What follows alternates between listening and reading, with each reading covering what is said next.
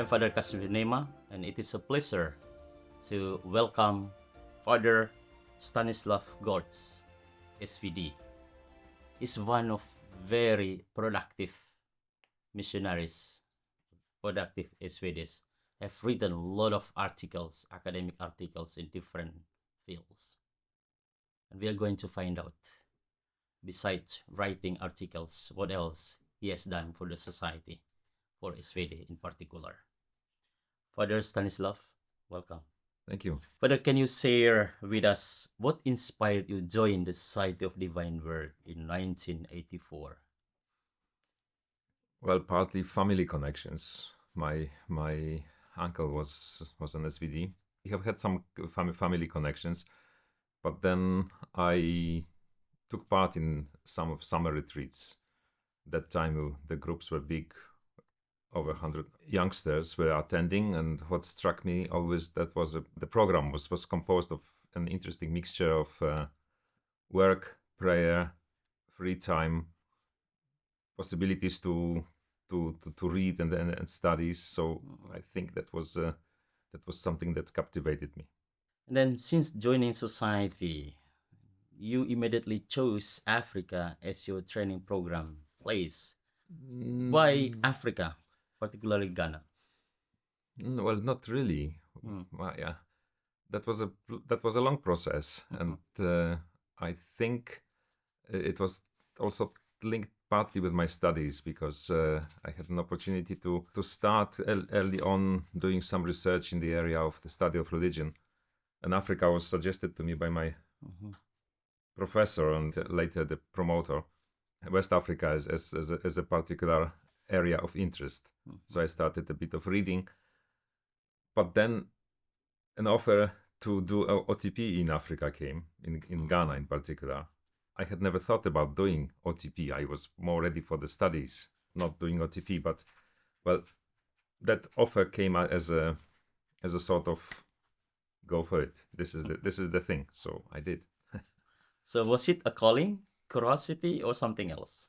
No, I would say that was more a calling. It was one of these things which you hear in you. Well, this is the way, and you can ignore it always. But I'm glad I didn't. Speaking of Africa, and you have written extensively on the African Christology. Could you briefly explain what African Christology is and why it matters today? That was the topic of my doctoral thesis, and I had done research on African Christology, but more from the perspective of the study of religion. Right. So it was not a theological book. It was not a theological work. I tried to see what African theologians, Christian theologians, had taken over from the local cultural context, and how they modified the terms in order to suit them to the Christian needs. And well, I concentrated on three models: Christ as the ancestor, Christ as the healer, and Christ as the ruler. I haven't followed the recent developments in the area of Christology, because my attention shifted to another thing, more to Christian-Muslim relations, the history of Christian-Muslim relations. But what I did earlier for the doctoral studies, that was sort of an analysis of this theological concept from the study of religion perspective. So, for example, elements which were overlooked or difficult to accommodate within a Christian concept of a healer, for example. So are you considering these three models of Christology that uniquely perceived by the African community that differ from the Christian perspective of Christology? Well, I think they also developed in the time of the late 20th century, so in the 80s, 90s. Right. And I think that after that time, they a bit ceased to be that much prominent. I think theologians reached the limits of their thoughts within these paradigms. They have to sort of shifted their attention. But as I was working on that material, these paradigms seemed to be important, You mentioned earlier that your doctoral work explore on the African Christology within the indigenous cultural context. How do you balance the respect for traditional beliefs with the universality of Christian message? Well, I think we are all programmed from our culture, wherever we are. That imprint makes a lasting impact on us. We can try to modify it or cancel it, but in my view, it doesn't work. So, in my view, getting to know the local African context, the worldviews, and how things function, as far as I can do as an outsider, was important to me to see on what basis the Christianity is planted. I didn't see the Christianity as supplanting the old system, but more as being sort of accommodated, grafted on the old system. So you did not see the practical cultural practice in Africa that kind of contradictory with the most common Christology of the the elements are, and some practices most probably are difficult to accommodate. But I think it's the same with Islam in Africa, that the basis on which these big religions are planted is the African worldview, if someone can say that there is something like this in different parts of Africa, but we can indicate certain common elements there. So for me, that was a matter of seeing how these new ideas had been planted on the existing concepts, and how the existing concepts had to be modified or changed in order to accommodate these new views. You mentioned earlier about the Islam community in Africa. Given the current global tensions within, let's say, Christianity and Islam, what can we learn from the African context about peaceful coexistence between Christians and Muslims? I think we can learn a lot. It's a matter whether we can implement it, because this is what we observe in places like Ghana. Is again based on these indigenous concepts, and there you have people who live side by side and have no big problems interacting with each other. The families are sometimes mixed, and you have Christian relatives who pay for the burials of their Muslim their Muslim relatives, or the other way around, or people attending the common festivities. So the family connection is also influence the relationship, even though they have different religious background. This is the most important thing here. Let's move on to other aspect of your involvement, migration identity, and connects with your present work as Anthropos Director or Mission today. So one of your co-edited volumes explore religion and migration between West Africa and Europe. What have you observed about faith travels with migrants?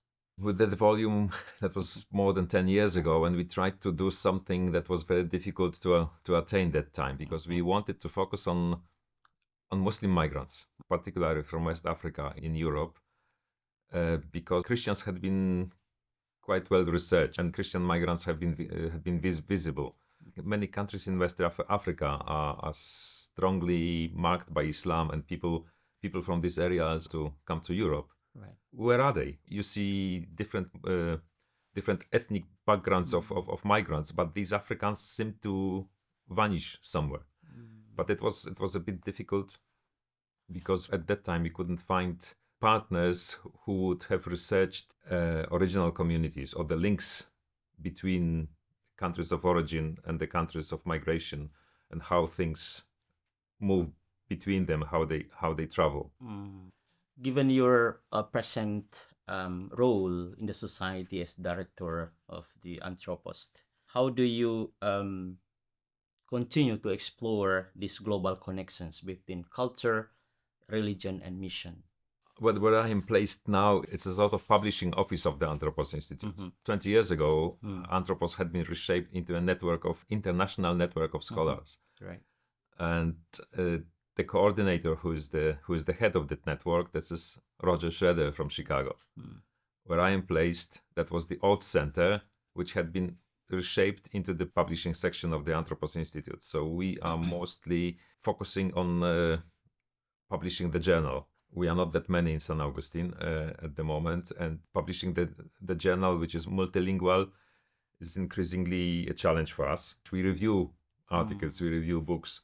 We don't write ourselves for the journal. We attract quite a wide interest from authors from different parts of the world who contribute to the journal. So if things on migration appear, this is not so much that we stimulate the research, but we just offer a platform. Do you think Anthropos, from the perspective of mission, has also kind of role of uniting people of different cultures, backgrounds, of those who involved in writing? As far as I understood it, Anthropos tried always to provide a platform of exchange of views. Well, we have our authors who come from different worldviews, believers, non-believers. Some people perhaps do not know that they actually publish in a journal that is run by Roman Catholic religious order, and they don't need to know. Right. Well, we don't hide it. It's clearly stated that the Society of the Divine Word sponsors the publication of the journal, but we are not focusing on strictly confessional matters, and actually we don't publish theological texts. We try to stay within the social sciences, so anthropology, the study of religion, and the call to understand the cultures and religions and people who live within them better. That was the challenge and the task of Anthropos from the very beginning. Not so much preparing methods for the missionaries. There had been attempts to do that, to bend it more into the sort of missiological side, but they were resisted. The focus has been always on understanding other people without any hidden attempt to convert them. If people wanted to use the material that was published there, they would have to creatively apply it to their own context and their own needs. We've never engaged in trying to produce or suggest ways how can we convert people. Our task was to understand them. Let's move on to your personal reflection on our celebration of 150 years. Can you share with us what is your message for the young missionaries who involve the intercultural mission or career in their lives?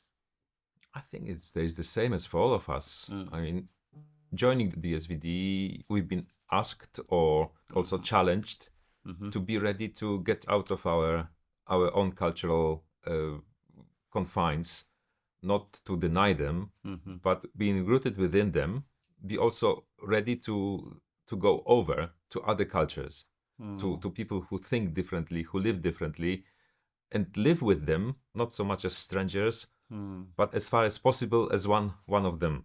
And I think the call remains the same for our young people, wherever they are, in different countries of Asia or Africa or Europe also, because it more and more applies also to our conference who come to Europe, and they come apparently as missionaries. So this is the question, in what sense they are missionaries, or we are all missionaries here in Europe. Speaking of that message to young people, to all of us SVDs, what do you think remain the greatest strength of the Divine Word missionaries in today's global context?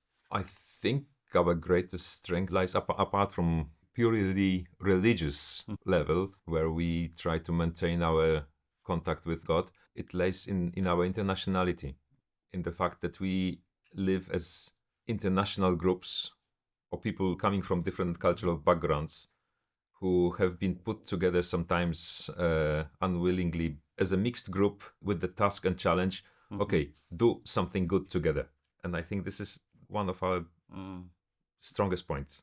If St. Arnold Janssen were alive today, what part of your own mission and research do you think would make him proud? I think he would be proud to see that Anthropos is still alive and going on. And we've been at the moment preparing the 120th issue or 120th year, and it's still going. So I think he would be proud to see that journal, which he saw as an important part of SVD missionary engagement in the Western context. Although the articles and many things were coming from other parts of the world, but I think Wilhelm Schmidt's idea was to do the mission here in Europe within the academia, and Arnold Janssen supported him. Let's go to the final question. You have spent decades as both missionary and also scholar. What keeps your passion alive in both areas? I think God wants me to do that. Tell us more. In what ways God wants you to do that? Well, I didn't devise it for myself. I am following the path that I feel unfolds before me as I go through life. So I never thought I would be so much engaged in the academic world. I never thought I would be a divine word missionary. These things are sort of coming along, and I am following a call and not so much realizing my plan that I had for my life. Let me reverse the question. What does being a divine word missionary mean to you at personal, spiritual, and intellectual level? That's a challenge of trying to go over my own limits and my own borders, trying to reach out to the others. I think had I not been a divine word missionary, I would have been much more focused on myself, on my own things. Challenge to go beyond our own comfort zone. Father Stan, thank you very much for sharing with us today. Thank you. I'm Father Kasmir. Nema. Thank you, and join us for other conversations.